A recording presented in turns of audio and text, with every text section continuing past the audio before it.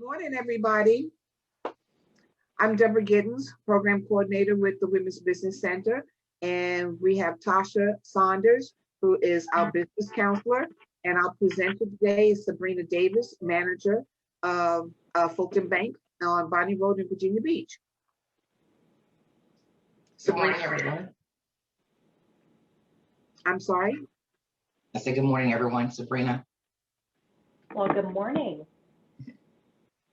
So let's see, how many do we have that has joined us, Ms.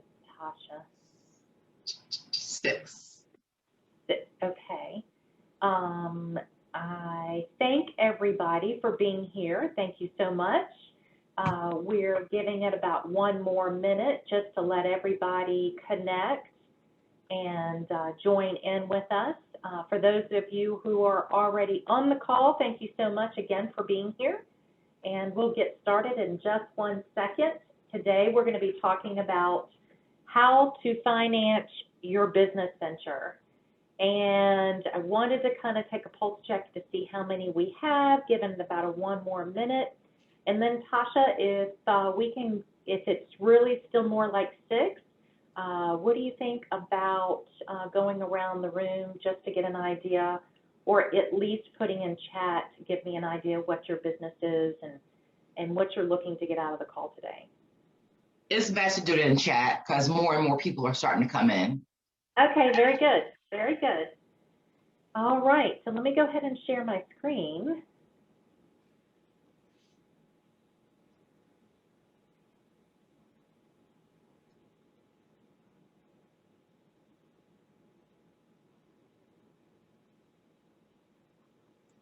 Are you able to see everything, Tasha? Yes, you can go ahead and put it in presentation mode as well. Okay.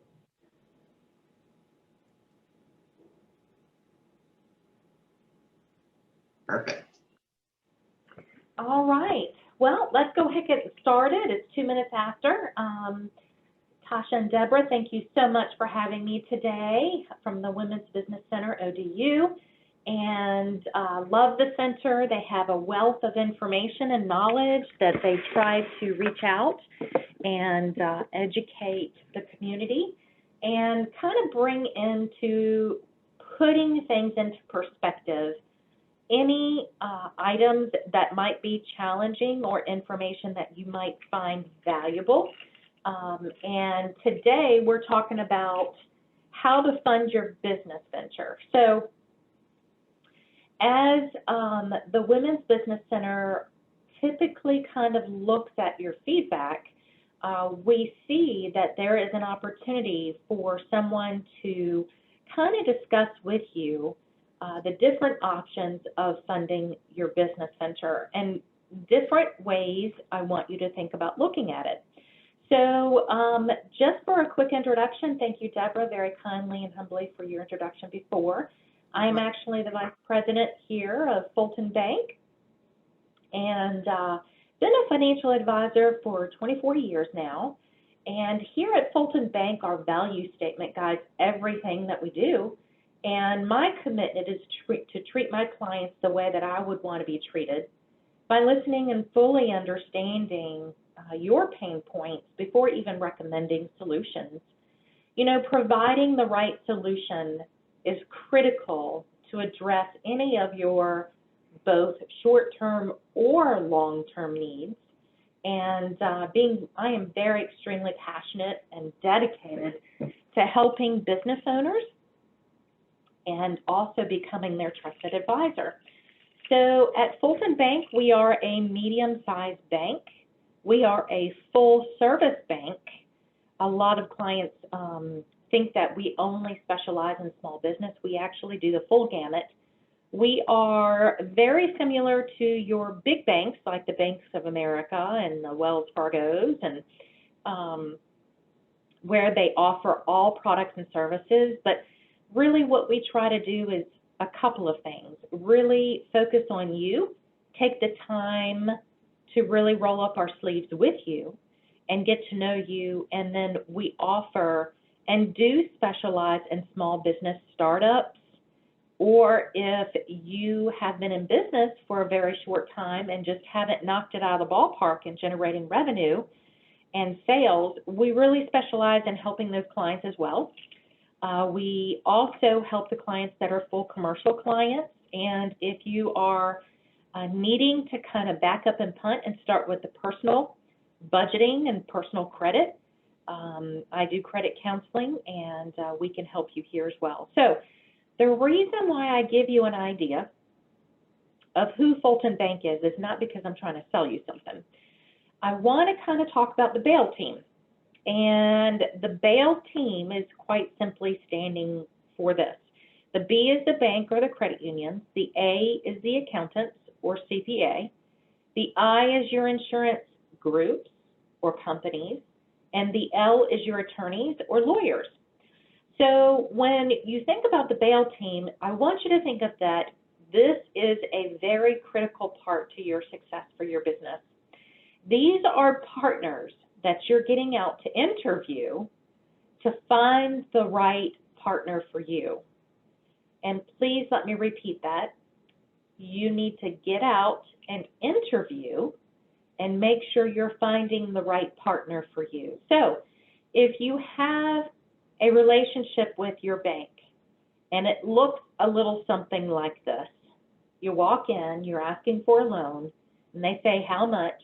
They ask you to fill out your name, address, phone number, and have you do an application, and you're getting approved or declined. That, to me, is an order taker, not a partner. And what you're really looking for as you're interviewing the different banks and credit unions out there to partner with you is someone who really will roll up their sleeves and help you through trying to come up with different strategies, discussing a lot of different options, and then customize fitting it for you and your business.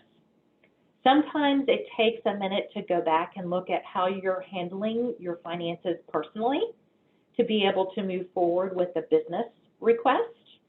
But my point in saying that is all banks are not the same. We're all different business models. It doesn't make us a bad bank or a bad credit union. You really have to understand that you've got to get out there and interview and find the right bank for you. So one of the questions you may want to be asking is, are you able to help small business startups if you're less than 2 years in business or you don't generate a lot of revenue? As one of your interview questions right off the bat, if in case you are that type of business. And if you are, nothing is more frustrating than to open your relationship, your banking accounts, maybe your debit cards, order checks, and then you get to the financing your business or asking for money to finance your business through asking for working capital, purchasing a building, purchasing equipment, whatever the purpose of you needing funding for your business. And then when you're getting to the point that you need it, they tell you, I'm sorry, you have to be in business for a minimum of 2 years or longer, or you have to have strong tax returns showing that you can pay the funds back, and they're not able to help you. So that's why I don't want you to be frustrated and think about it in advance. Even if you're currently with a current bank, put them in as you're interviewing and one of the questions that you want to ask. As we go through this journey together, talking about the 8 C's of credit today, I'm going to take you down and through a journey of what the bank and banker thinks when you come and ask for a business loan for either funding your business, taking it to the next level, or maybe you just need some working capital, and giving you some things to think about. And again, just to reiterate, do get out there and interview. I would highly recommend a large, medium, and small bank and throw in a credit union. Find the right bank that offers the right products and services, then find the right banker and interview them and make sure they're the right banker for you. Because some bankers have just started their career in banking, and it doesn't make them bad, or it doesn't make them to where, you know, that's not somebody that maybe you want to consider doing business with. However, if they're new in the seat, they don't have the experience that you might need or require to help you come up with a good strategy for solutions as a trusted advisor to help you with your business. So I wanted to give you something to think about. So let's talk about the top 3 reasons, in some cases, based on my experience of doing this for 24 years, if I have had businesses, or I've heard of businesses that have failed, the top 3 reasons why that's probably the case. Number 1, lack of capital, right? So that's why the Women's Business Center, Deborah and Tasha, bring me to the table today to talk about, you know, how to gain capital, working capital, or funding your business in some cases, to help you come up with a good strategy. I'm going to be running through the material, giving you some commercials, not again because I'm trying to sell something to you. I only want you to understand some options of different resources of products that are out there. So as you're choosing the bank that you want to interview, you kind of get an idea of some, an open-ended or open mind of, here are different products and services that are out there. Let me ask this bank as I'm interviewing them if they even have anything similar to it. So whether you choose Fulton Bank or not, I'm here to help. And if you decide to reach out to me, I've got my contact information in the chat room. I know we've got about 12 that have joined us so far. And if you want to reach out to me, I do personal credit counseling. I do pulling up on strategies to help you. And if Fulton Bank can help you find the right solution, that's great. We do, again, specialize in helping those small businesses. And then even if it's just pointing you in the right direction, that's what I'm here for. So Fulton Bank is in 5 different states. We're in Pennsylvania, Delaware, New Jersey, Maryland, and Virginia. So as you're interviewing those banks and credit unions, I know that the Women's Business Center in this particular presentation, some of you may be joining us from different states. So you want to also ask that bank as you're interviewing them, what is their footprint? Where do they do business? And we will also do a little bit of business in Carolina. So that gives you an idea of who we are. But even if we don't do business in your state, please don't hesitate to reach out. I can at least point you in the right direction, or talk to Tasha and say, you know, do you know anybody or a bank that's in the state? Whatever we can do for you, that's what we're here to do, is help. So the second reason, we talked about the first, is lack of capital. Second reason why some businesses are failing is lack of planning. If you fail to plan, you're planning to fail, that old chestnut. So you want to make sure that you're considering very highly. I highly recommend it as a financial advisor to put together your business plan. And even if you've already started business, it's not too late. It's a living, breathing document that helps you dissect and understand all the details and nuances with your business. And it allows you to do that in advance. It also helps you to understand how much money you really need. So when you're running those numbers and you're in question, well, how much do I really need in order to start this business or get it off the ground running? Or if you've been in business and you're wanting to take it to the next level, a business plan helps you understand what is that dollar amount that you need. Because there's nothing more frustrating when you're going to the bank, and it's great if you're choosing me and we set up an appointment for a consultation, whether it's through a conference or face-to-face. And the question I'm asking is, how much do you need? And you're saying, well, I really don't know, Sabrina, how much do you think I need? And that's the part that we cannot answer for you. So you want to make sure that you have a good idea of how much you're going to need or want for your business before you come to the table and request a package for submitting a request for your financing your business. So the third reason why in most cases businesses fail is they just don't know what they don't know. So congratulations for being here in this presentation, because this is information and education that the Women's Business Center, ODU, is offering you in the community to help you figure out and come up with a good strategy of how do I start, where do I start, where do I go, what questions do I need to ask, and what do I need to know up front in order to ask for a loan for my business, a line of credit for my business, or even a credit card for my business, and how the bank and banker thinks through being able to recommend whatever that may be. So with having said that, let's get started. What are the 8 C's of credit? Things that we're getting ready to talk about. The conditions. Number 2, your character. Number 3, is collateral always required?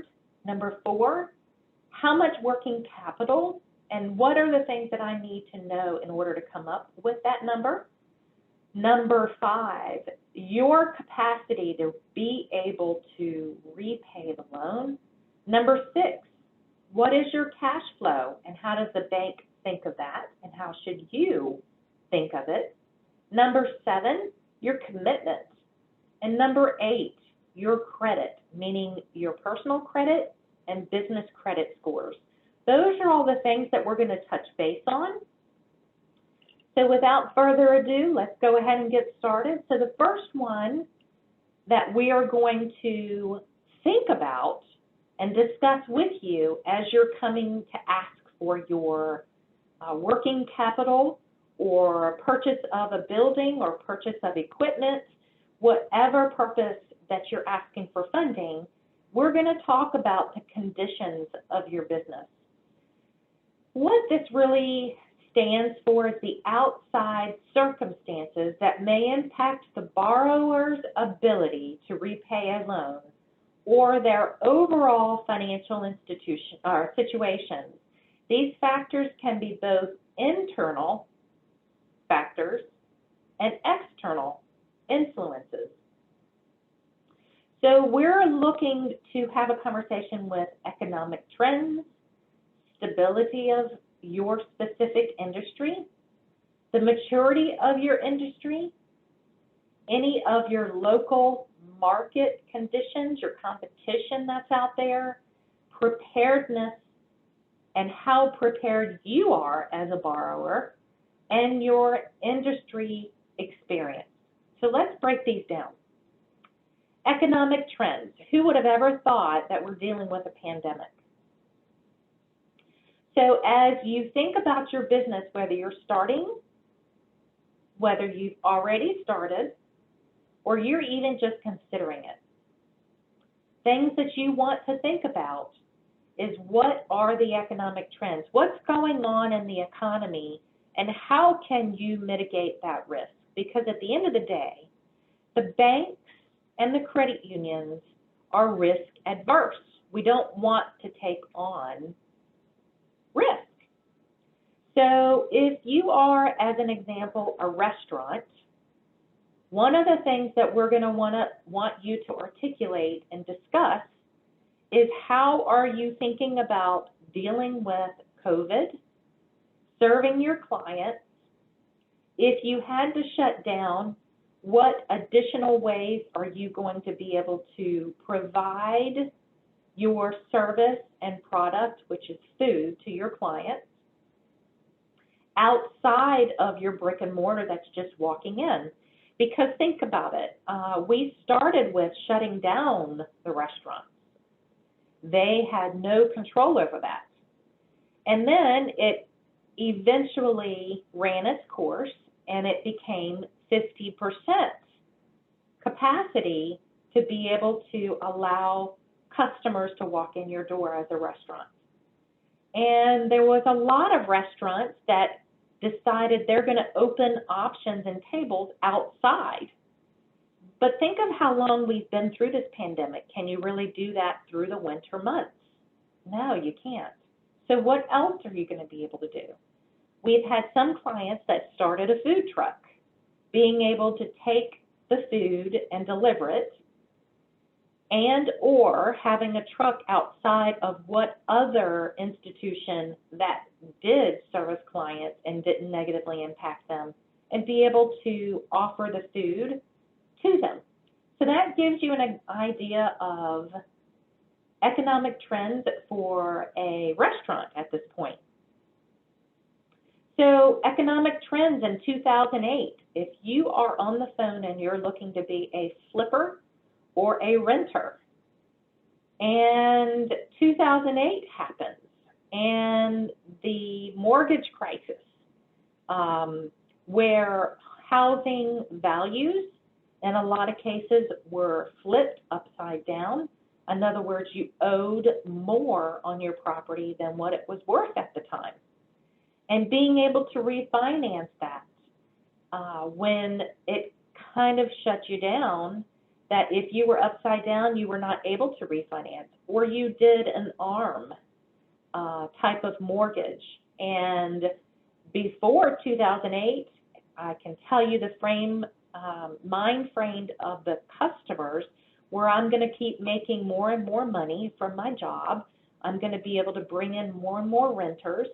And then 2008 happened. We changed the regulation on how you can be approved for mortgages. So nothing ever stays the same. It's an ever-changing industry for your economic trends. And you want to think of those things in advance as much as possible and prepare for the worst and hope for the best, right? So another example I'm going to give you as the last and final example is Blockbuster. When you think of Blockbuster, they were not able to stay up with the economic trends as it was changing with technology. And technology is a huge part of your business. And whatever business that you actually have, whether it's through marketing, whether it's through computers, whatever it may be, technology is going to be a big part of your industry.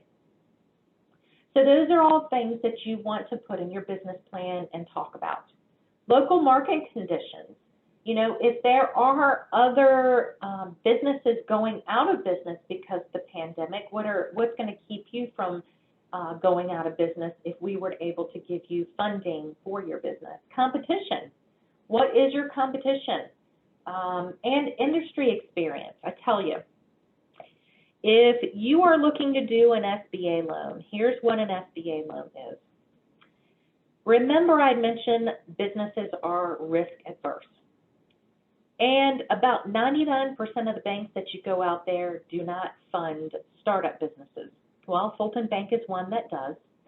But we use Small Business Administration, SBA, the government, to back your loan. We are a premier lender. In other words, we know how to do SBA lending. We've done it well, and basically we know what they're going to approve and not approve. So it's a easier, more fluent process and less frustrating for you. So as we are thinking of, if you have to go SBA, and SBA will end up backing your loan up to 95% right now. Typically, they go up to 85%. But regulations, stimulus package, right now, they're waiving the application fee, which is 3.75% of your loan amount that you're requesting, and they're forgiving the first 3 months of your payment. And they're willing to back your loan up to 95%. But you can't go to the SBA to get an SBA loan unless you're looking to do the EIDL, E-I-D-L. But that is a different situation to where you've already been in business and you're showing adverse actions to the economic trends of the COVID for your business. And EIDL is something that you really should strongly consider. If you need additional information, reach out to Tasha or myself. If you've already been in business and you have payroll, there's the PPP. That is a possible forgiveness loan. There is with Fulton Bank, if you're in a area that is low to moderate income, we will even allow you to apply for the first draw as well as the second draw. And if you need additional information on that, just reach out to me or Tasha and we'll get you and point you in the right direction. So industry experience, SBA. Remember, banks are risk adverse. They don't want to take on more risk. So if you're a startup business, you're already risky. That's why we will do startups, or if you're not generating a large amount of revenue, we'll do those as well, but we'll ask the SBA to back your loan. It gets us over the hump to be able to give you an approval instead of a decline.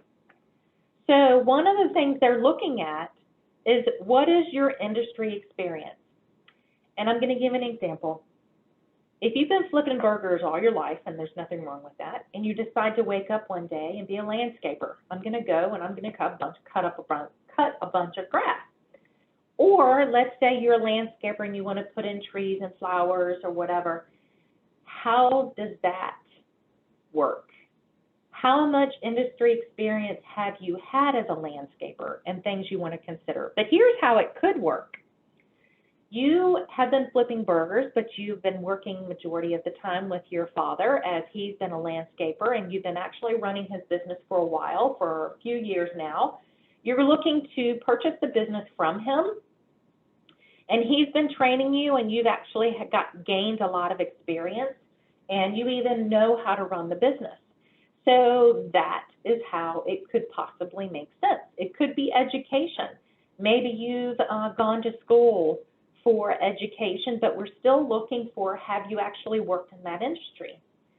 The other thing that you want to take in consideration is, just because you're good at cutting the grass does not necessarily mean you know how to run a business. And those are two things that you want to keep in mind. Now, don't get discouraged. I'm not saying these things to discourage you.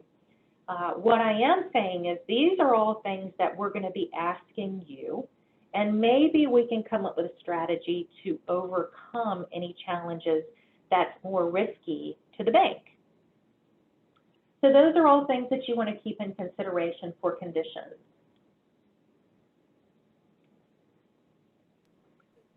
So the next one is character. For character, we want to know the review of your business through relationships with the bank, payment history and trades for your business debt, the longevity of the industry, and background information for your for you, as far as whether it's experience or making sure, whether there's a felony or if there's, anything there, because SBA will require a questionnaire if that's the case. So we look at all those things to the business when we're looking at the character. Personal, when we're looking at your character, it is job history, where you've lived. You want to be able to be in our footprint in order to apply through Fulton Bank. Those are things that you want to consider. Experience in your industry, as we mentioned, kind of like your resume, not that you're applying for a job, but what is your resume and your industry experience that you're looking for that. So those are all things that you want to consider as far as character. Collateral. In some cases, the bank will require you to have collateral. Not in all cases. If you're looking to purchase an existing business, SBA does not require 100% collateral. If you are a startup, we can discuss if collateral is going to be required or not. The questions you want to ask yourself, what are you financing? Sometimes equipment can be used as collateral. If it's a building and you're either looking to purchase a building or construction a building for commercial, a lot of times you'll have that you can use as collateral. And the way you want to think of it is what kind of value does it hold? What is the useful life? Like if you're talking about computers, computers only have a life of 2 to 3 years as far as the value. So you want to keep that in consideration. And then what is the loan to value and what will it have? A lot of banks will only go up to 80% loan to value. Some banks will be less, and it'll be 70 to 75% loan to value. And then what is the cost of that particular collateral? So some ideas of collateral: equipment, vehicles. Blanket is quite simply where you're signing a document that's saying the bank is holding everything in your business as collateral. Kind of like it's a blanket. Everything that business owns, the bank is holding as collateral. In some cases, there are some banks that do government contracts and hold them as collateral. Insurance, if it has cash value. Of course, cash and CDs. Real estate, whether it's personal real estate or business real estate. And of course, banks are risk adverse, so in order to become less risky, you may want to consider SBA financing. So another question you're going to be wanting to ask the bank is, do they offer SBA loans? There are different types of SBA loans. There's a 7A that is what you would use for working capital, equipment, anything outside of purchasing a building. If you're looking to purchase a building, that's 504 SBA loan. And then there's the Veteran Incentive Program, there's the Express Program, and some banks offer one, some banks might offer a couple, and then some banks don't even offer SBA financing at all, and then some banks do it all. So Fulton Bank is one of them that offers all the products to you as an option to be able to discuss financing if we're trying to mitigate some of the risk as a startup business or that you're trying to generate additional revenue. Capital or liquidity, what is your cash position? So if you're looking to do an SBA loan and there's a little bit more risk there, the SBA and the government will require a minimum of 10 up to 20% cash injection. So if you're trying to do a $100,000 project and we decide SBA lending is where we would want to offer a solution, they're going to require you to put in at least $10,000, which is 10%. So your loan amount will be $90,000. In some cases, if you've already put money into the business, we will consider that as part of your 10% or all of your 10%. So the questions you want to ask yourself is, how much do you have left over after the transaction, and how much debt does the business already have? So things that you want to consider: if it's a larger project, definitely SBA. If it's a smaller project, we're going to talk about some different options and being able to do that. For instance, if you're looking for some working capital, and I think that's the next slide. Yeah. So if you're looking for some working capital as an example, and it's not a large amount, another product you may want to consider is a business credit card. If you're looking to start establishing business credit score, that is a good place to start. And a lot of reasons it is a good place to start if you need a small amount of working capital. Credit cards were never meant for long-term financing. They were only meant for short-term financing. So if you're looking for working capital that's $20,000 or less, and you need some supplies and maybe a little bit of payroll, I'm going to give you another example. Here's a commercial. Fulton Bank offers a 20-month, no interest business credit card with no fee, and you can be a startup. And that kind of gets you playing the game. But if you're looking for $100,000, the business credit card is not going to be where you hang your hat. It might be a piece of it, but majority of it is long term. It's going to take more than 3 to 5 years to pay off that $100,000. So you're really looking for solutions that are a fixed rate, fixed payment at the end of the day, which is up to 10 or 20 years. The loan is paid back, and then you can afford that payment. But if you're looking to go all over town and just rack up a bunch of credit card debt, it will come back to bite you. So that's why it's so important to sit down with your financial advisor that you're choosing, whoever you choose to do your business with for banking, and to strategize and come up with the best solution for you to be able to help you with your funding. Capacity. This is, we are either looking at tax returns as a bank, or we're looking at your business plan. If you are thinking that an SBA loan is something to consider, SBA, the government, they require a business plan. So you'll need to have done and put in the effort of completing a business plan. So when we're looking at those two ways of the bank looking at either your generated revenue through your tax returns that you're already generating, sales, or you're taking your best guess as a startup for your 3-year projections, we're looking to see if those numbers will allow you to be able to comfortably make those payments of that loan back. Because the banks at the end of the day just want to make sure they're getting their money back.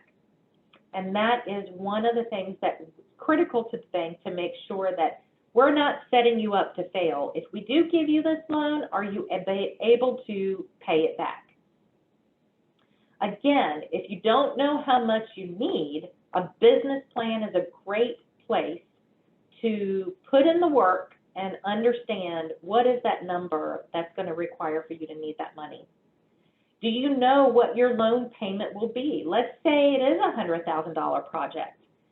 Have you figured out what product that you're going to choose, so therefore you can get with your banker and have a close relationship with them and say, here's what that payment will be. Make sure you put those in your numbers so you can show the capacity and the ability to repay that loan. What is your primary source of repayment? If it's not in the numbers, do you have a secondary source of repayment, residual income, like retirement? Maybe you were serving in the military and you have a retirement or Social Security, or you have other means. Maybe you have a secondary job. Maybe you have a primary job and this business is going to be secondary to you. Maybe there's a spouse to make sure that there's additional income coming in, so we are not setting you up to fail. If the business were to have its challenges, it's not going to put you out on the street with your family to not be able to repay. Things that you want to keep in consideration as a capacity to pay back the loan as you're looking to inquire or ask for a loan for funding. Cash flow.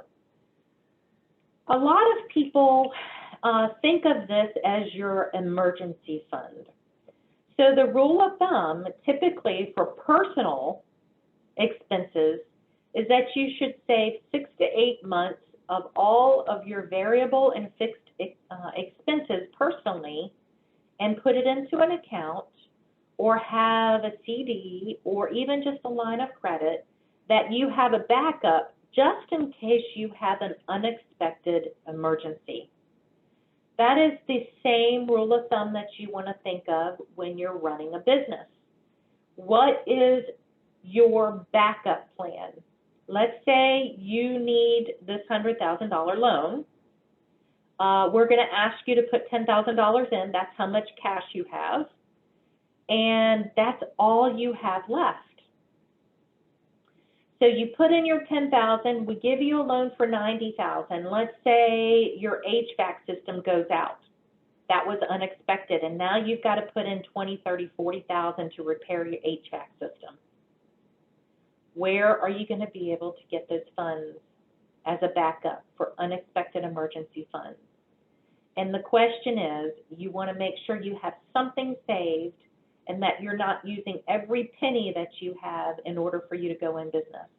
The other challenge that you want to think of is if you're spending all your money, let's say you figured out it's going to take $50,000 to open your business or to take it to the next level and expand, and you don't even need the bank, and that's fine. The things you want to think of, maybe you use the bank's money for the first 2 or 3 years, keep the $50,000 as your backup, and then in 2 or 3 years, if everything is going as planned, pay off the loan. But if you spend your $50,000 to go in business, you have an unexpected expense, or you want to expand, and we're going to require that you put 10% in, but you've used all your cash. Something that you could have thought about in advance is keeping your cash and using the bank's money and paying it off if everything runs smoothly. So different strategies to think of.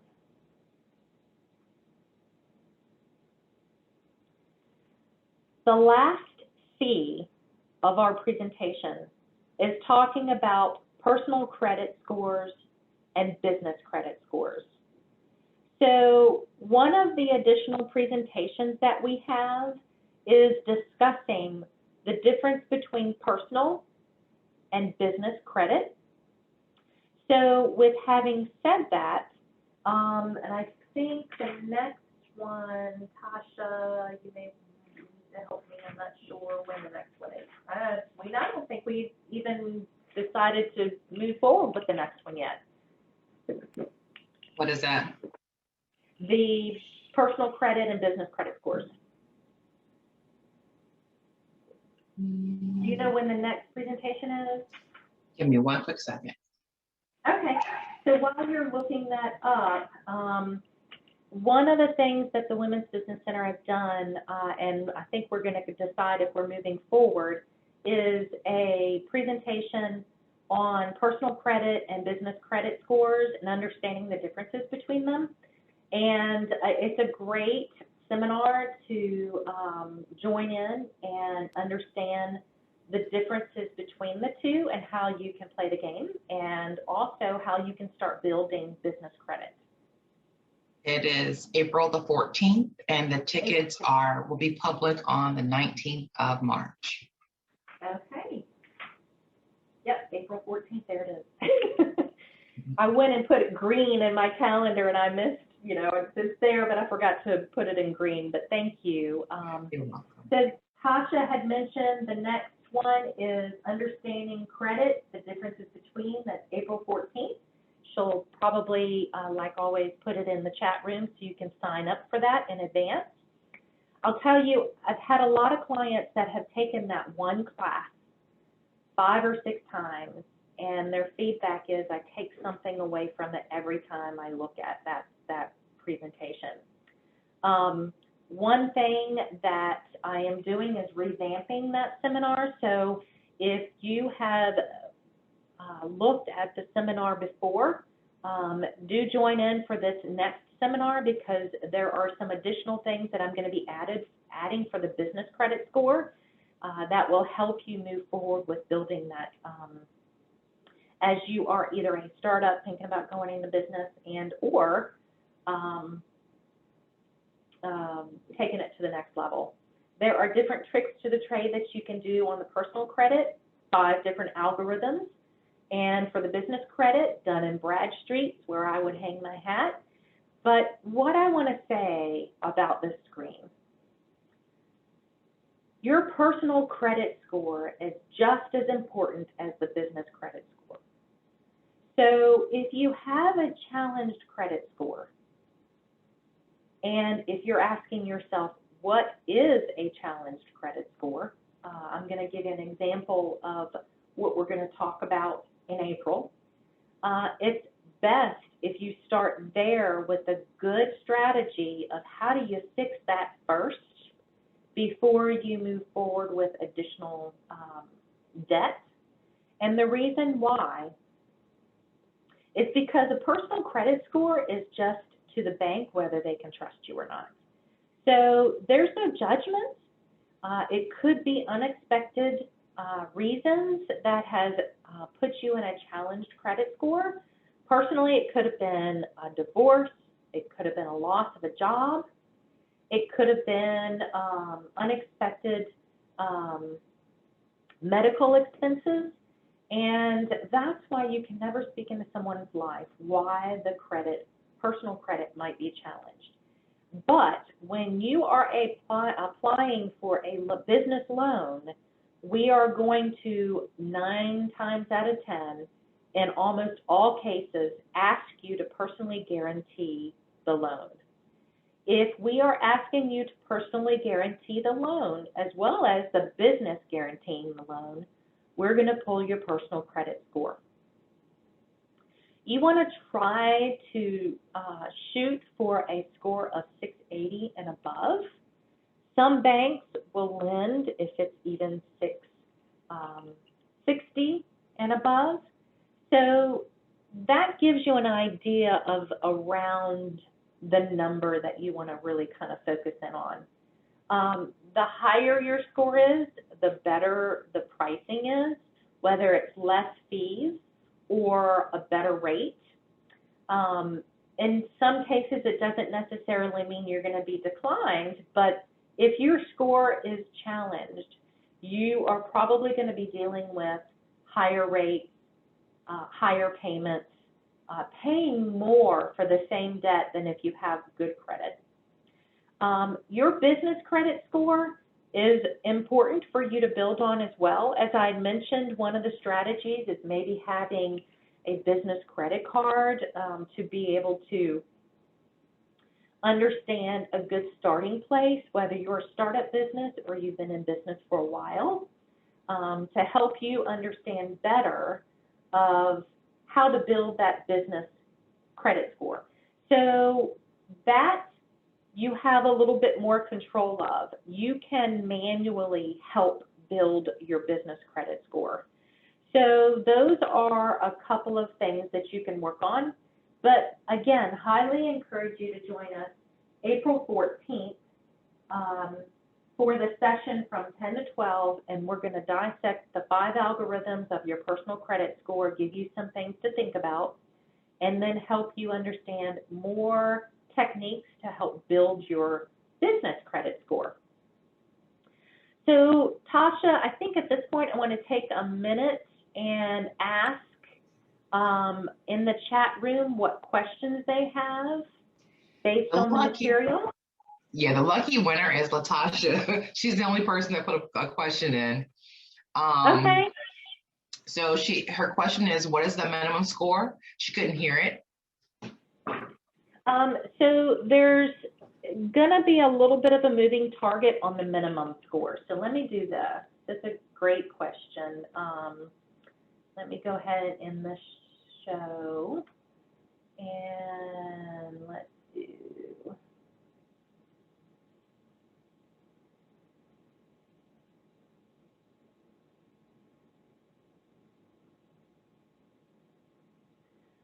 So this is a quick reference of the 5 algorithms. We spend an hour on this material, and I'll tell you, it's so informative for you and your family. But this is a great example of an idea of where your personal credit score should be. You can see here the national average is 692. You can also see around 680 and above, puts you in the good range. 680 and below is going to be more risky. It doesn't necessarily mean you're going to get declined. Of course, we are regulated to where we cannot discourage you from applying, but this gives you an idea of where you should be for your score. And that is a really great question. The other material we talk about is credit reporting for small businesses. And let me bring that presentation up. Hopefully it comes up. Here it goes. So I like pages 7 and 8. This will give you an idea of what we're going to talk about. As you're getting started in your business, you can use your personal credit for the business. However, establishing credit with a credit reporting service in the name of a business is very important. Business credit report compare the stability of the business to similar businesses participating in the credit reporting service. This gives you an idea. You can actually start by getting your DUNS number at dnb.com. Great way for you to start reporting. I'll tell you, majority of the banks use Dun & Bradstreet for their business credit scores. These are examples of what you includes in your business credit score. These are the 3 key business reporting agencies: Dun & Bradstreet, Experian Business, and Equifax Business. And that gives you an idea of what we're going to talk about in April. So now is the time to ask additional questions before I move on to the We have plenty. We have a few that's coming. As far as the slides that you have for this particular presentation, will they be available? So Tasha, do you want to answer that? Well, they will be. However, I need to make sure I know who you are. So there are some individuals in the workshop I don't know who you are. So if you come in and I don't see your name and you have not responded to me as to who you are, we can't check you in to be able to send you anything. So I need for you all to either change your displayed name or send the information directly to me. And I'll even piggyback on that, Tasha, that you've got my contact information, and it's sdavis@fultonbank.com. If you want to email me and just ask me for the slides, I'm happy to do that as well and just reply to the email and send them back to you. Okay. Actually, I got a few more questions. I just wanted to say, we do that automatically after these classes. So Tasha is correct. If you don't check in, we can't send you anything. Thank you, Deborah. And some individuals have responded directly to me, so I have them already checked in. We have another question: is what business credit cards do you recommend? Well, that is a really great loaded question, but I'm gonna take a stab at it because what I am looking to do with my clients as I am advising them is trying to find out what's the best solution for them. So if it's a client that really doesn't need to go in debt, but they're just trying to build business credit, I typically will recommend a cash back rewards business credit card. I'm going to give you an example. Fulton Bank has a 3-2-1 cash back, no annual fee. It's for the client that is looking to put a little bit on it or whatever and pay it off within a month or two, and then put a little bit on it, pay it off. And it actually affords you to have cash back. So 3% goes on supplies, cash back, 2% on any restaurants, and 1% on everything else that doesn't meet those first two categories. And you can actually make money off of the bank using a business credit card. The other option, if it is for working capital or a small amount of funding, I love that we're offering 20 months, no interest, no annual fee, because think about it, that almost gives you 2 years of no interest having a business loan, and you can be a startup for either one of those cards. So those are the ones that I typically like the best. It's going to be your conversation with your advisor to discuss, which one's best for you. So that gives you an example of if you're trying to just build credit, or if you don't need to build credit for the business and you just want to get cash back, that's the one. If you're looking for some temporary funding, you've got the 20 months no interest. Typically, a lot of those business cards may offer 12 months no interest, so 20 months no interest is a real nice deal. Okay. The next question is, which credit cards do you suggest for starting out for businesses? That really kind of sums it up again. I mean, it depends on if you are the type of client that's looking to just look for a loan, some small financing, or if you really want to pay it off every month and you're just looking to start building your business credit. So I'll tell you that 20 months no interest is where I spend majority of my time with my clients, because as a small business and startup, it helps. I mean, 2 years of just paying cash, I mean, that's great. And it gives you 20 months to pay it back, in a small payment or whatever, and you're not paying any interest. It's great for startups or small businesses or just funding a small project. Okay. We have everyone's email address. I just want to make a statement. We have everyone's email address as long as you've registered, so you don't need to put your email address in the chat. I just need to make sure that your name is identifiable so that we can check you in, because you registered through Eventbrite. So whatever information you put in Eventbrite is how we will check you in, and that's how we will follow up with you. That's how you'll get the information. Another question is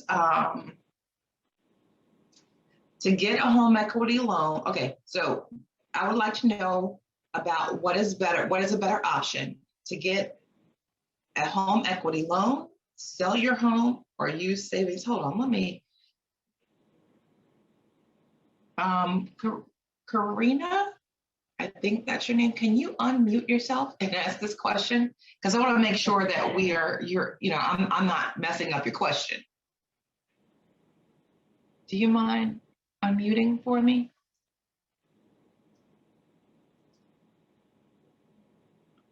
Are you there? Okay, I'll try and ask the question again. She would like to know, what is a better option to get a home equity loan on your home, sell your home, or use your savings to finance your business? And did she unmute? No, she did not. Okay, I thought I heard something. So that is going to be really depending on your project. If you're a startup business, it may be better if you're using it as collateral instead of selling. If you're looking for working capital, again, the option is using the home as collateral, or if you need to take out a home equity line of credit that gives you interest-only payments, and I'm going to give you an example. Fulton Bank will go up to 80% loan to value, and it costs you absolutely nothing. There's no payment penalties. And if you have equity in your home, it's a great way to be able to use that as your personal funds as a backup, and take your personal funds and be able to contribute to your business. So whether you're using it as collateral for your business, the important part to know as you're choosing your financial advisor and trusted advisor for your business, to sit down and discuss the options and talk about what's most important. And sometimes just because you can doesn't necessarily mean you should. So if you pull the trigger on something today it's important to think about how it will impact you in the future as your business is growing or you need additional funding. So it's a great opportunity for you to sit down and talk to your financial advisor. But an equity line of credit is a great resource to be able to tap into some funds. Okay. And how do you know what fees are fair if you have challenged credit? Okay, great question. So what I would highly recommend, first of all, is that the April class is something that you will probably get more information because it'll make sense. To give you a quick answer on that, the question was, how do you know if the fees are fair? So it's having the conversation again. You know, if you know what your score is, you can be transparent with the banker and say, you know, my average score is going to be around 680. And they're going to give you an idea of what our pricing is going to be. And a lot of times the banks will have tiered pricing. So if your score is 640, 650, it's going to be a little higher on the rates. If it's, you know, 680 or above, you're going to be in the premier pricing. So typically we can have a conversation with you on what that really means. As a financial advisor or trusted advisor for my clients, I talk to them and bring up the tier and say, you know, if you're in this range, we can get you this. Maybe come up with some strategies of making the score as strong as possible, then apply. So it's a good strategy to talk to your banker about, but I'm going to be very transparent with everybody on the call. I personally have taken it upon myself as a financial advisor and feel it very important to be able to add value to my clients to discuss their credit. You're going to find it challenging or difficult for a banker to know those details. So not all bankers are the same. To me, it's important. It's important to be able to advise you. I also volunteer my time in the community, like with the Women's Business Center, to discuss, you know, how the algorithms work, how business credit works. So it empowers you to take ownership. And they say knowledge is power, but I even think of it as a step further. Applied knowledge is even more powerful. You can know what you know, but if you don't apply it, it's really not going to help you that much. So those are really great questions, Tasha. I really appreciate the group asking those questions because I promise you, your questions is helping somebody else on the phone. Yes. So we have two more questions, if we have time. Okay. The next one is, are the products that you mentioned for business or personal? So the business credit cards are business. We do have a personal credit card that's 20 months no interest and a personal credit card that's 5-to-1 on cash back. So whether it's personal or business, we have those options. For the equity line of credit, it's for personal use. Whether you're using the equity in your home as collateral, that can be for business use. And good questions. The other thing I wanted to talk to you about is some clients like to use a budgeting technique. I'm going to give an example. Personally, I have a Christmas account, vacation account, I have a car account, I have a bill pay account, a savings account. On the business side, let's say you're the landscaper. You may have a payroll account, a merchant services account, an operation account. Merchant service account is just accepting credit cards or debit cards to pay for your product or service from your client. And that's what we call a budget technique. If you are using that as an option for budgeting, you're really going to be challenged being able to do that successfully if you're choosing a bank that charges you a minimum balance requirement or a monthly maintenance fee on business or personal accounts. Another thing that Fulton Bank does not do, we do not charge minimum balance requirements or monthly maintenance fee on any of our personal or business accounts that you may choose with us. That just gives you another example. When you're out there and you're trying to find the right bank and trusted advisor for you, these are different products that are out there. And I'll tell you, a lot of clients that either find me eventually or reach out to me based on the seminar, they just thought all banks charge that fee, and that's not true. So another great reason why you want to get out there and interview the right bank and the banker for you, because we all have different business models. Okay, the next one's a two-part question from the same individual. What are the best options for a startup company? And if they're interested in talking with someone from Fulton Bank, who would be recommended? Well, that's me. I'm raising my hand. Me. And thank you for asking. Again, my contact information is in the chat room. It's in the very beginning. I was welcoming everybody. I'll put it in there again. Okay, thank you. Perfect. Some of you joined a little bit later because now I see we have 25 participants. And before, when we first started talking, it was about 13. So you may have joined in a little later, and that's okay. We'll get you the information. But I am at the Bonnie Road office in Virginia Beach. Please feel free to reach out to me, and whether it's through conference or we can do face-to-face. I am doing face-to-face appointments. I'm happy to help. And like I said, whether you choose Fulton Bank or not, I'm really wanting to make sure that I'm helping you and pointing you in the right direction, even if you don't choose Fulton Bank, because I want to make sure that you feel like you're not as frustrated going through this process, and giving you some strategies and things.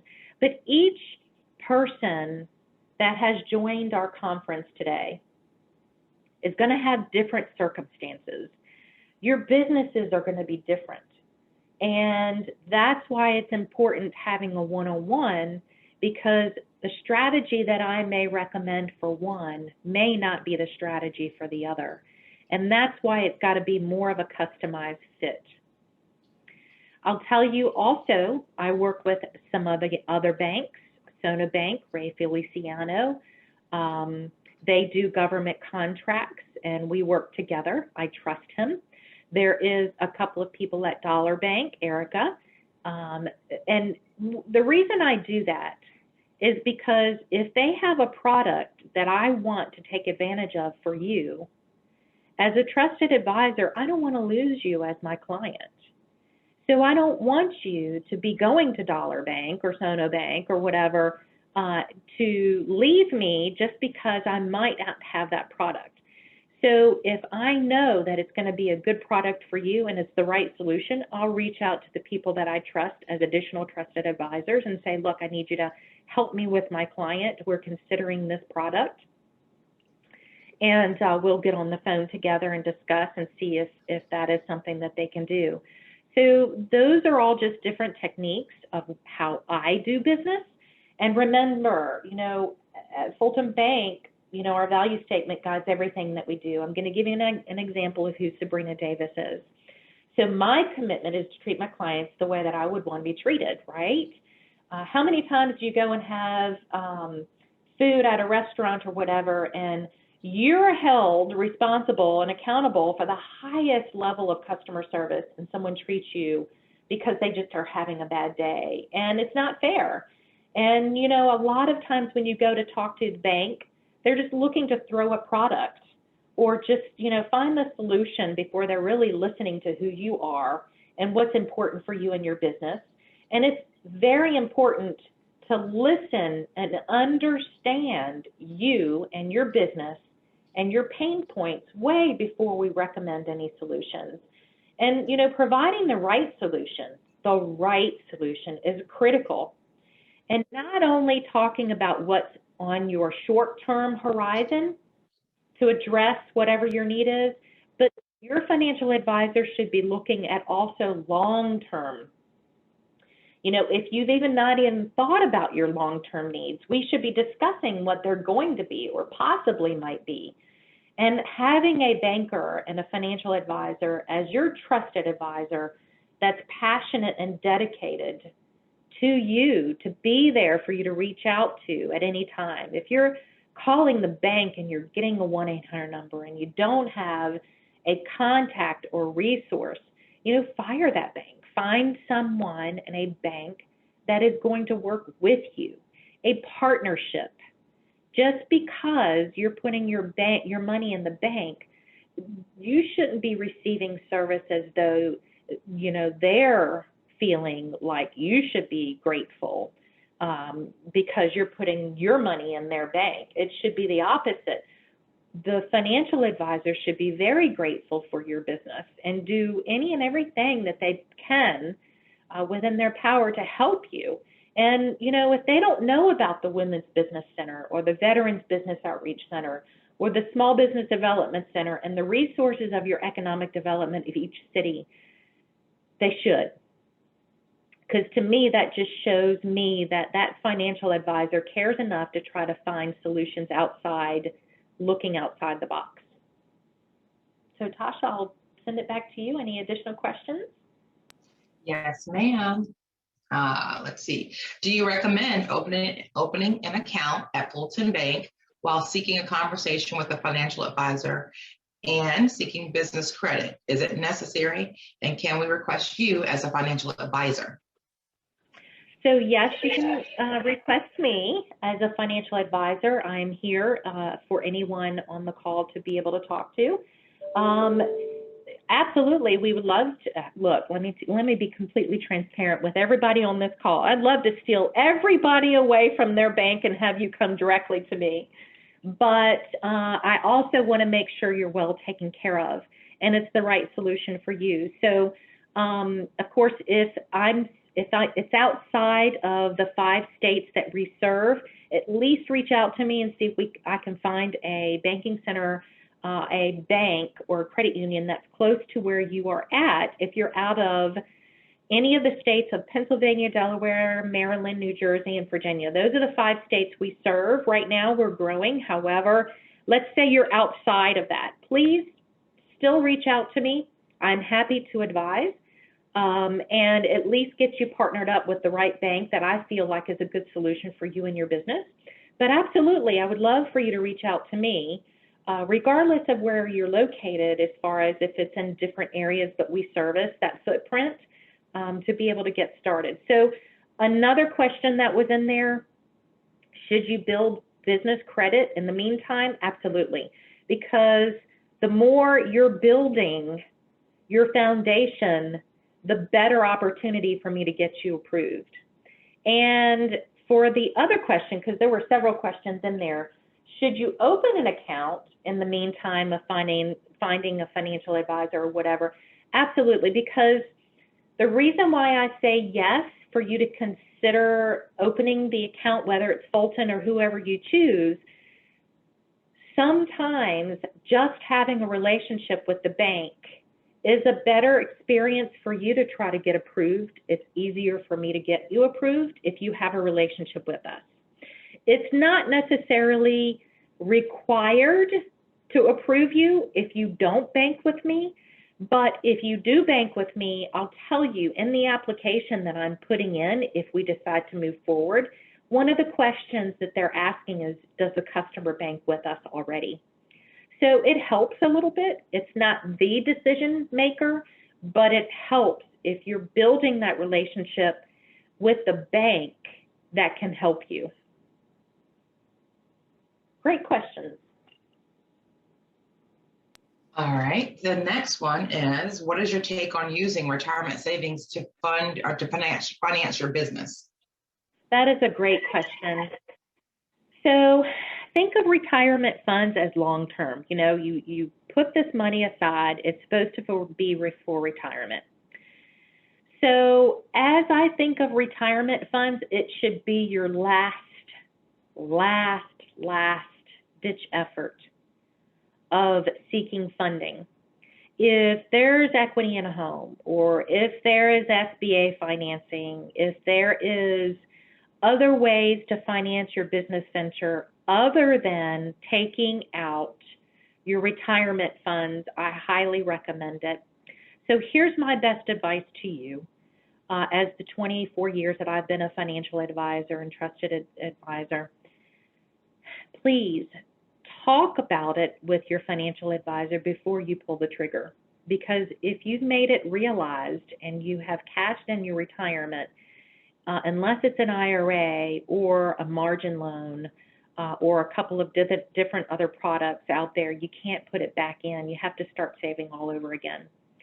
So if in TSP, if you have served in the military and you were stationed abroad, there are some taxable events that you can get around. So finding out what all your options are before you make your final decision is one of the most important things that you want to do before you pull the trigger of any of it. Great question.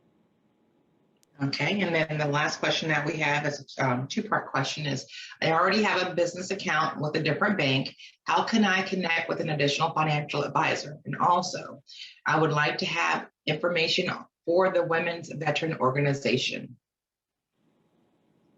Okay, so the Veterans Business Outreach Center at ODU, so Tasha, I'll leave that to your discretion and maybe put it in the chat.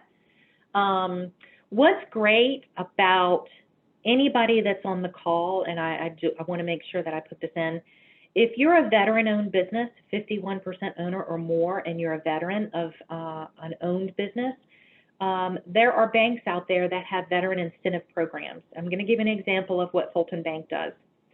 I am very passionate of any veteran-owned business, anyone that serves in the military and that is looking to start their own business. I volunteer a lot of my time in the community to help those that are doing that. So Fulton Bank will waive the SBA upfront fee of 3.75% of the loan amount for any veteran-owned business. But right now, because of COVID, we're doing that for a very short time for everybody. But for any of our veteran-owned businesses, we do that all the time. There are the veteran incentive programs for SBA. So if you're a veteran-owned business or you're considering owning a business and you're a veteran or serve in the military, please reach out so I can get you those resources. Tasha, I think there was another part to that question. Veteran, oh, if they have an existing business account, can you repeat that again? If they have an existing business account somewhere else. Right. Okay. So if I already have a business account with a different bank, how can I connect with an additional financial advisor? Okay. So if you don't have a financial advisor with your current bank, I would encourage you, and hopefully they're treating you well and it's a celebratory moment and you've picked the right bank for you. I would reach out to that bank and see if they have financial advisors available. If they don't, you're welcome to reach out to me. I'm happy to help in any way that I can. If you are with a particular bank, I might be familiar with that bank and I can maybe give you someone that I'm aware or fully vetted on trusting them that I can refer you to them. But hopefully they treat you well and you maybe have been banking there for a long time and you're getting great service, and that's a great bank to stay with. Okay. She says Wells Fargo. Oh, okay. And she just opened the account. Oh, yeah. So when here's transparency with everybody. I was with Wells Fargo, Wachovia for 13 and a half years before I came to Fulton. And I think, and again, the banks have different business models. It doesn't make them a bad bank. The challenge with Wells Fargo is that you have fees that are there that you've got to consider, whereas you don't have to pay fees at other institutions as you're interviewing the different banks. So do consider, continuing to interview. If they treat you great and you have someone that you can talk to there and reach out to, they are typically the business model of a 1-800 number.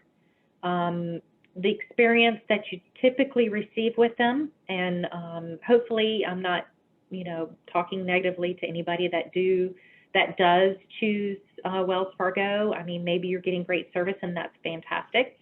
But the experience that I see is you walk in and you don't get the expert advice. You have to be sent to a 1-800 number, and then you're calling them in a different state. And so that can be a little frustrating.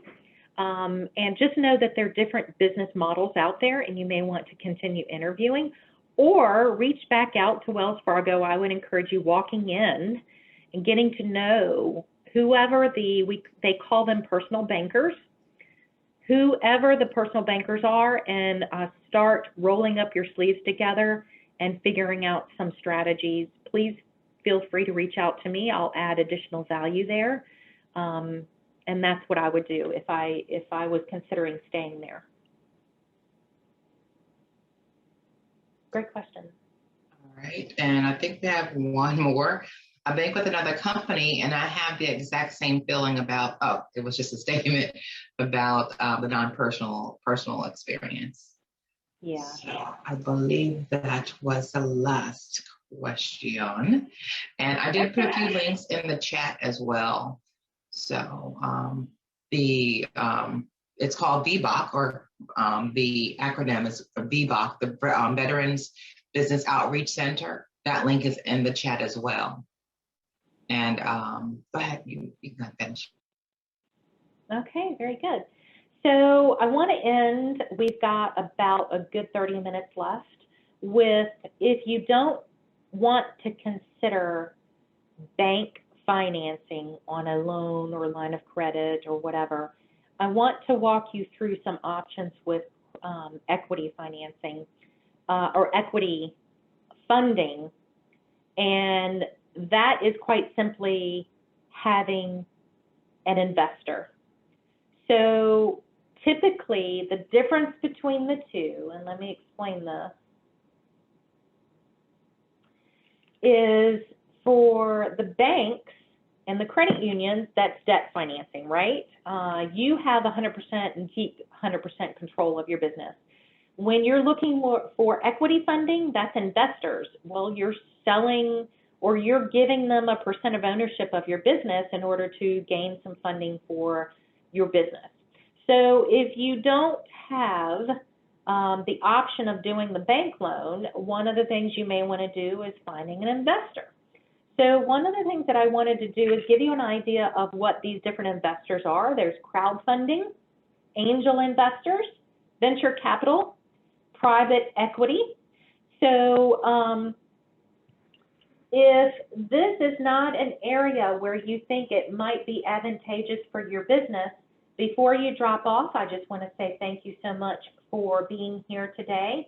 Do in the chat let us know your experience of the material and if you found it valuable.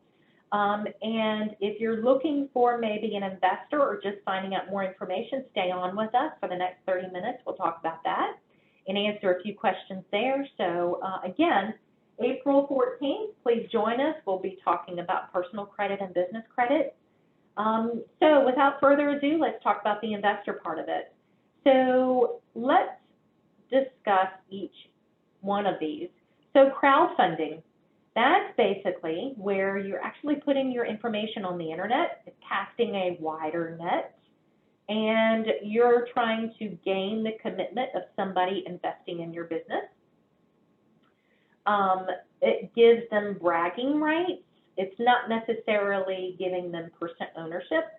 Indiegogo.com, fundvet.com, kickstarter.com is a great resource to try to do some homework from here and decide if this is a great funding source for you for investing. So you'll see a lot of these on YouTube where somebody has a great idea, or they might have a prototype and they're trying to bring it to market, and they're asking you to buy one of the first that comes out. And that's an example of crowdfunding. So remember, this is, and want to let you know, this is not a regulated industry. It's newer forms of financing. It's in its early stages. It's unregulated.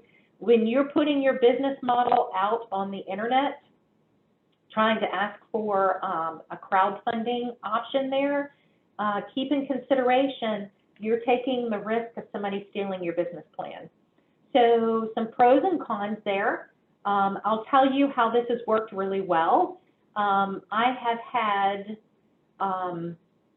someone that came to me that is a client. They are a pastor that on his time that he's not serving the church, he has an ice cream shop in our community, and he wanted to expand the ice cream shop to put it on the Virginia Beach oceanfront. And he had a lot of congregation members that wanted to add and donate to his business to help him get up and running.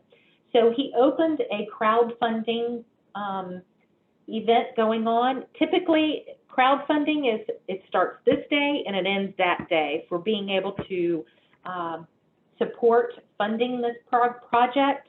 And then if you don't raise the amount of money in that small amount of time, then all bets are off. You got to you're just not going to get the money. You have to be able to reach that event that you're actually putting out. I encourage you to do a little bit more research in this area. What happened with the pastor is his community and the community he served was able to help him raise $35,000. He did take that money, and he is successful still today on the oceanfront for the ice cream parlor shop. And that's just an example of a great way of how it's successful. Again, just be concerned that if you put it out, your information, your business plan out on the internet, it's unregulated and somebody can steal your idea. So this may or may not help some of you, but at least it gives you an idea of what crowdfunding is. Deborah and I from the Women's Business Center were talking about this earlier today. Angel investor is another option for everybody on this particular event. A great source is angellist.com. That's the SBA as one of the angel providers that you may want to consider. An angel investor may serve as a mentor for your business. They want to make sure that they get in, get out, and they are able to receive a high rate of return. They're not going to stay in very long. However, you will need to give them a percentage of ownership of your business. They never go away. So even if they give you $100,000 for your project, they own 30% or 40%. I've even had somebody that sold 60% of their business for an angel investor. What they found is that it was just too much. They should have never sold 60% of their business to the angel investor, and ended up having to go out of business in order to make them go away because they had not signed a non-compete clause. So what happened with their situation is they were doing all the work. The angel investor had been paid back 4 times over, and they still had the 60% ownership of the business. So think very carefully as you're giving up a percentage of ownership of your business. Don't give the farm away. You know, what is the magic number for them to own part of your business, because they're never going to go away. Even if you start knocking it out of the ballpark, they're going to take that percentage of your business each month and every month until you go out of business. Or even if you sell it, you've got to come up with an agreement with an attorney that you're buying them out. So things you want to keep in consideration. Venture capitalist. I know probably most of you are familiar with Shark Tank. So that's a great example of venture capitalist. Typically a venture capitalist, for anybody that's on the call that has been in business for a while, they are really not there to fund startups. They're really looking for somebody that has been in business. They want to take it to the next level. They need additional funding to be able to expand their business, and they've got a great product. Think of it when you're thinking of Shark Tank, you've got the panelists that of sharks that are looking at these different businesses that have started up and they've got a great idea and they're looking for additional money to be able to take their business to the next level. Now, keep in consideration, I've seen somebody give 40% of ownership of their business. And on Shark Tank, I usually ask, can anyone, and Tasha, you'll help me with this, anybody on the call give me an idea of what is the #1 most profitable business that for any of the sharks till today? Can you tell me what that product was? Any guesses? Any guesses, Tasha?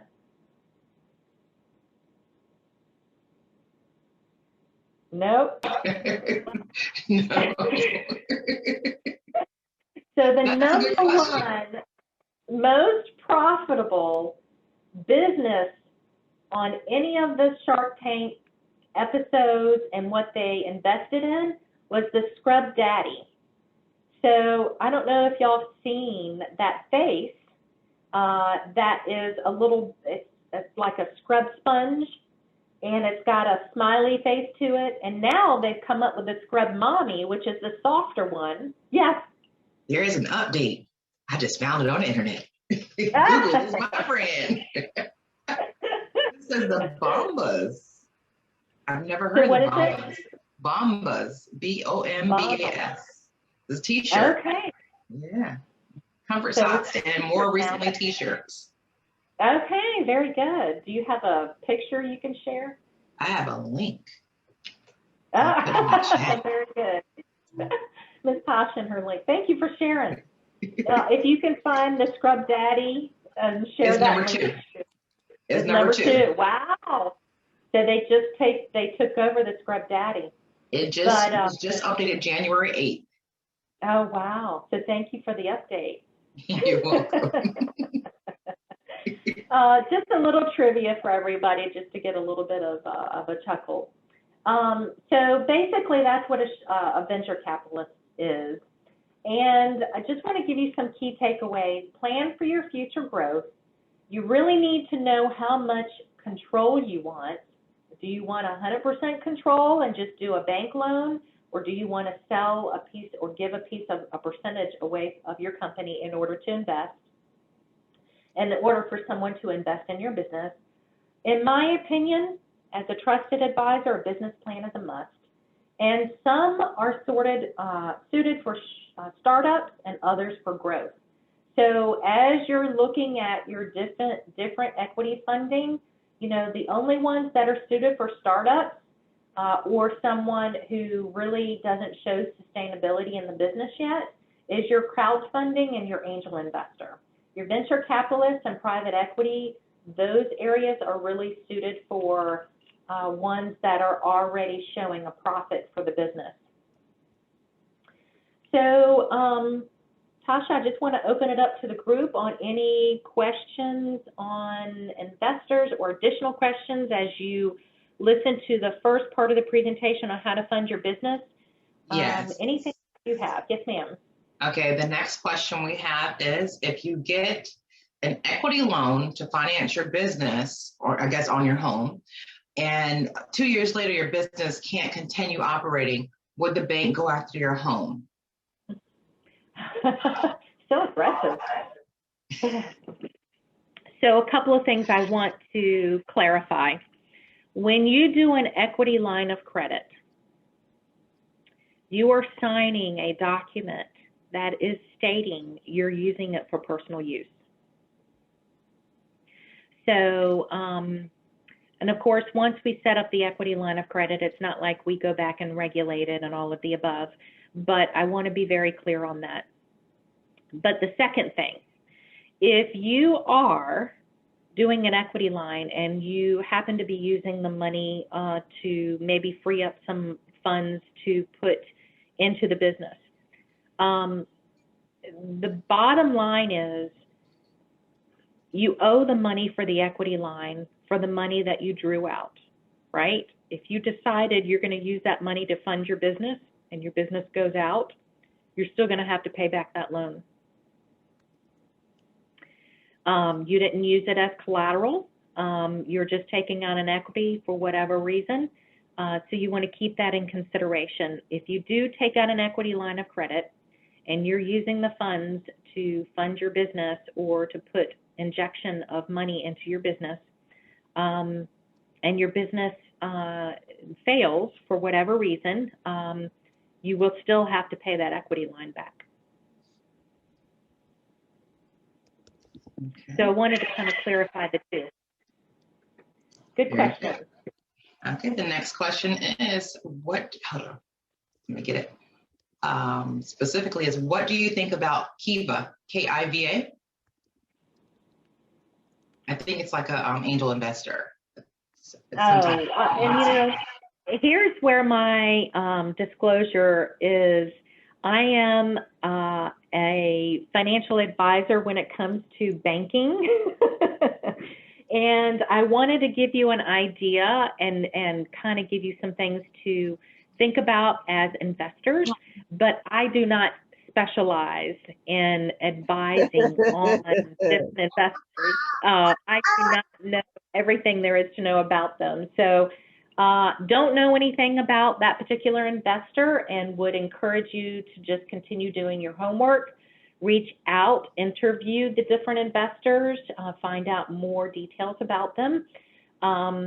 And at the end of the day, just be very, very deliberate about how much is too much for them to own as far as ownership.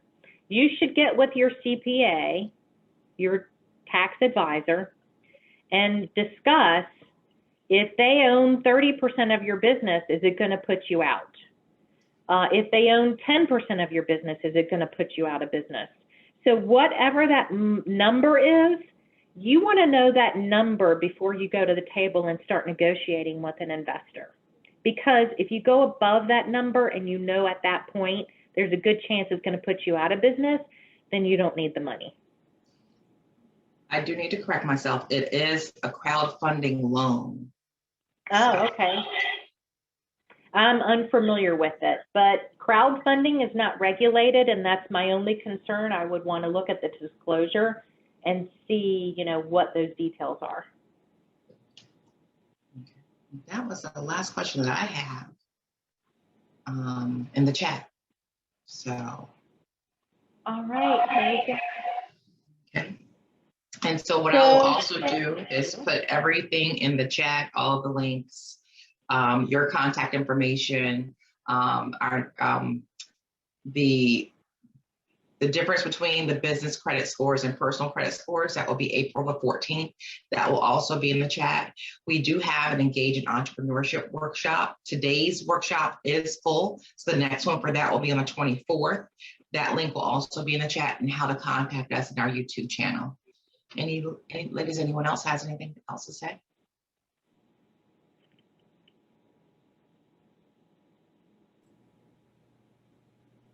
I guess. Thank you to everybody that called for joining us today. Are we wrapping up? We've covered everything? We've covered everything. It's about 20 minutes back in their day. And if you have additional questions, I'm going to stay on for a little while longer. Maybe I can answer them for you. And your feedback is important. Please let us know how you feel about the material, if you found it very valuable. And Deborah and Tasha, thank you again for having me. I'll stay on for a little while longer, just in case there's additional questions. Well, thank you, Sabrina, for your presentation. It was wonderful and informative as always. And for everybody online, if you've checked in properly And Tasha knows who you are. I'm getting ready to click on the send button to send you the materials from this workshop. So if you don't get it in the next 5 minutes, this is your opportunity to let us know. And have a great day. Thank you, Deborah. Thank you, Tasha.